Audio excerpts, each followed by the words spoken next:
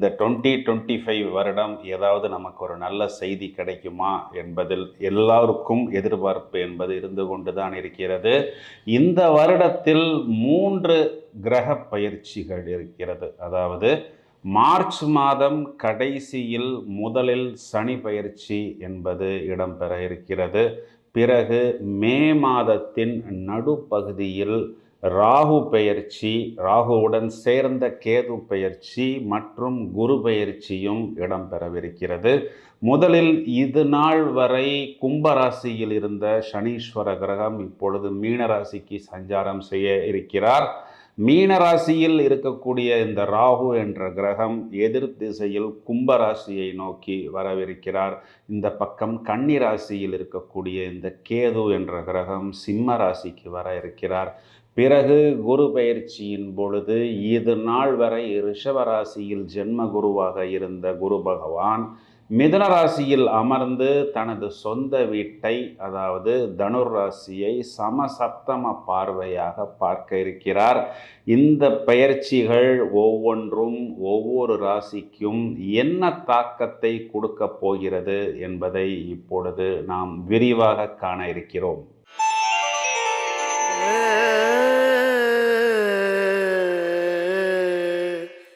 கன்னிராசிக்காரர்கள் பொதுவாகவே ராசியாதிபதி புதன் என்பதனால் புத்தி கூர்மை அதிகம் நிறைந்தவர்கள். நிறைய இந்த டீச்சர்ஸு, ப்ரொஃபஸர்ஸு, ஆடிட்டர்ஸு, பெரிய பெரிய நிறுவனங்கள்லாம் ஃபினான்ஷியல் கண்ட்ரோலர்ஸாக வரக்கூடிய நபர்களாக நாம் இந்த கன்னிராசிக்காரர்களை பொதுவாக பார்க்க முடியும். அனைத்து விஷயங்களை பற்றி நன்றாக தெரிந்து வைத்திருப்பார்கள். புது புது விஷயங்களாக இருந்தாலும், நோவல் டெக்னாலஜியாக இருந்தாலும், பல விதங்களில் இவர்களுக்கு பொறுப்புகள் அந்த துறைகளில் இவர்களை தேடி வரும் என்று சொல்லலாம். இவர்களுக்கு நிர்வாக திறமை என்று சொல்லக்கூடிய அட்மினிஸ்ட்ரேட்டிவ் கெப்பாசிட்டி கச்சிதமாக உண்டு. எந்த ஒரு விஷயத்தையும் நாம் இவர்களிடம் பேசி ஜெயிக்க முடியாது என்றே நாம் சொல்ல முடியும். அந்த அளவுக்கு அனைத்து விஷயங்களை பற்றி நன்றாக இவர்கள் தேடி வைத்திருப்பார்கள். ஒரு அச்சீவ்மெண்ட் என்பதை இவர்கள் சார்ந்த தொழில் மற்றும் துறைகளில் இவர்களுக்கு உண்டு. முன்பின் தெரியாத நபர்களுக்கு கூட இவர்கள் நன்றாக உதவுவார்கள். இவர்களுக்கு இப்பொழுது ராசிக்கு குரு பார்வை இருக்கிறது. அதனால் ஓரளவுக்கு பிரச்சனை என்ன என்று வந்தாலும் அதற்கு ஒரு தீர்வு, ஒரு தெளிவு என்பது இவர்களுக்கு இறுதியில் கிடைக்கிறது.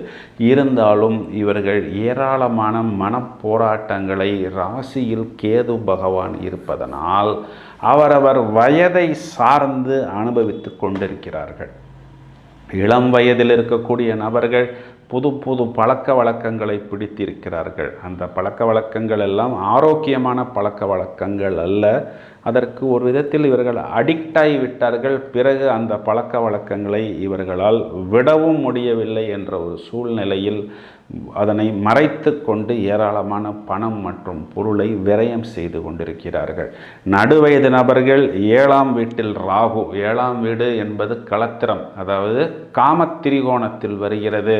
இதனால் புதிதாக இப்பொழுதெல்லாம் இந்த லிவிங் டுகெதர், கோயிங் ஸ்டெடி என்றெல்லாம் சொல்கிறார்களே, அதாவது வேறொரு நபருடன் இவர்கள் வாழ்வது போன்ற விஷயங்களில் இவர்கள் மாட்டிக்கொண்டு அதிலிருந்து வெளியே வர முடியாமல் ஏராளமாக தங்களது வாழ்க்கையை விரயம் செய்து கொண்டிருக்கிறார்கள்.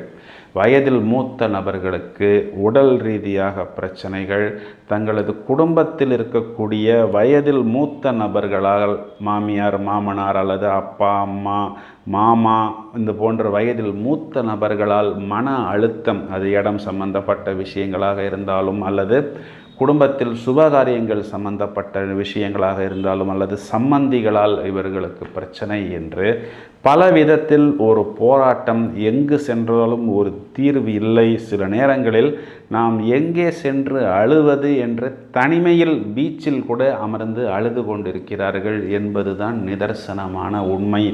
இவர்களது பிரச்சனையை வெளியே சொன்னாலும் கூட யாரும் நம்ப மாட்டேங்கிறார்கள்.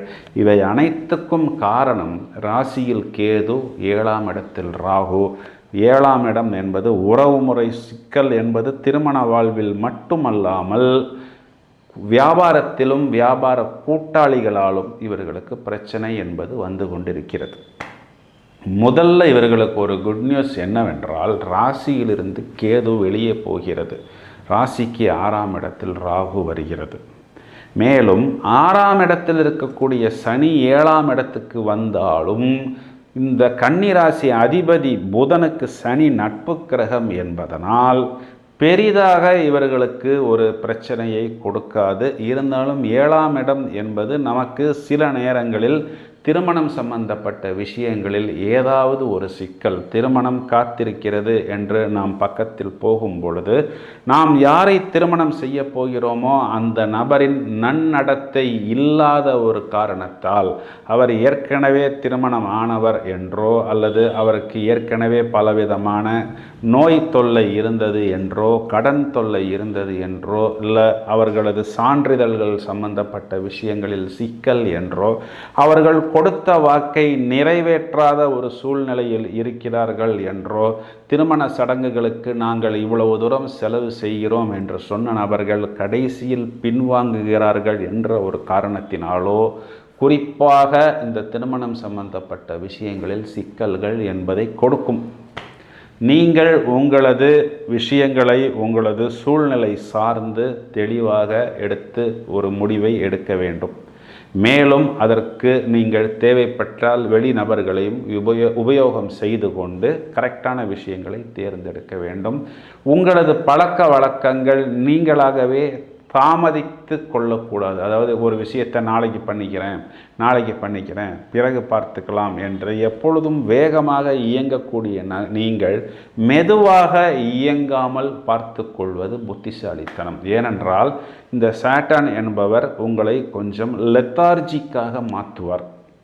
வரவேண்டிய நல்ல விஷயங்களை கொஞ்சம் தள்ளி போடுவார். அதனை நீங்கள் கவனமாக பார்த்து கொள்ள வேண்டும். 10ஆம் வீட்டில் குரு இருப்பதனால் உங்களது தொழில் சார்ந்த விஷயங்களில் ஏதாவது ஒரு சின்ன இடையூறுகள் என்பது உங்களுக்கு வரும். ஆனாலும் இதனை நீங்கள் எளிதாக சமாளித்து விடலாம். தொழில் சார்ந்த விஷயங்களில் முதல் 6 மாதங்களில் நீங்கள் கொஞ்சம் கவனமாக உங்களை பார்த்து கொள்ள வேண்டும்.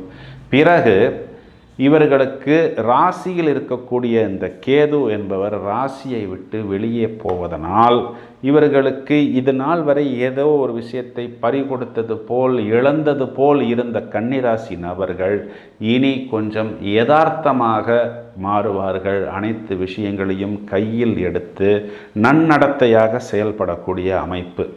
ஒரு விதத்தில் 7ஆம் பாவத்தில் வரக்கூடிய சனி என்ற கிரகமோ அல்லது 10ஆம் பாவத்தில் இருக்கக்கூடிய குரு என்ற கிரகமோ கொஞ்சம் உங்களுக்கு பாதகத்தை கொடுத்தாலும், இவை கொடுக்கக்கூடிய பாதகங்களை விட பல மடங்கு அனுகூலங்களை உங்களுக்கு கொடுப்பதற்கு 6ஆம் பாவத்தில் உபஜயஸ்தானத்தில் ராகு என்ற கிரகம் வந்து அமர்கிறார். இந்த ராகு என்ற கிரகம் பூரணமாக குருவின் பார்வையில் வந்து அமர்வதனால் நீங்கள் போட்டி தேர்வுகள், அதாவது அது ஒரு காம்படிட்டிவ் எக்ஸாம்ஸாக இருந்தாலும் சரி, வேலை வாய்ப்பாக இருந்தாலும் சரி, வியாபாரம் அல்லது உத்தியோகமாக இருந்தாலும் சரி, பல விதங்களில் உங்களுக்கு வாய்ப்புகளும் லாபங்களும் மேலும் மேலும் ஏறி வரும் என்பதுதான் நிதர்சனமான உண்மை.